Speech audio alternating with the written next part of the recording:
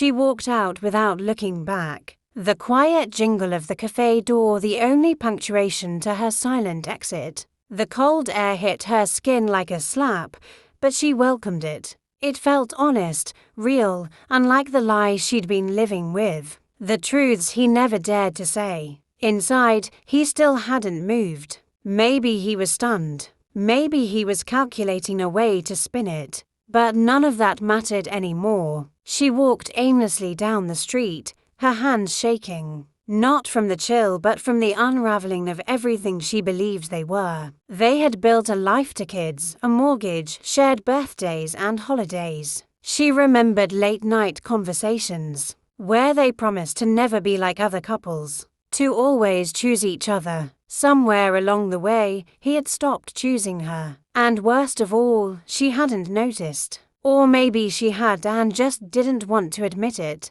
Her phone buzzed in her pocket. She didn't look. She didn't need to. She knew it was him. Or maybe it was her sister, or her mom, sensing the tremor in the universe that had just cracked open. Either way, she wasn't ready. She found a bench in the park where they used to take their son to feed the ducks. Everything looked the same, but nothing felt familiar. Her hands gripped the edge of the bench as the first tears came, not loud, not dramatic, just quiet, tired grief. The kind that sinks deep and doesn't let go. She thought of the woman on the other end of that message. Was she younger, prettier? Did she know he had a wife? Did she care? None of it would fix what was already broken, but still, her mind spiraled. She remembered the last time he touched her with tenderness. It had been months ago, maybe longer. The last time they laughed together. It felt like another life.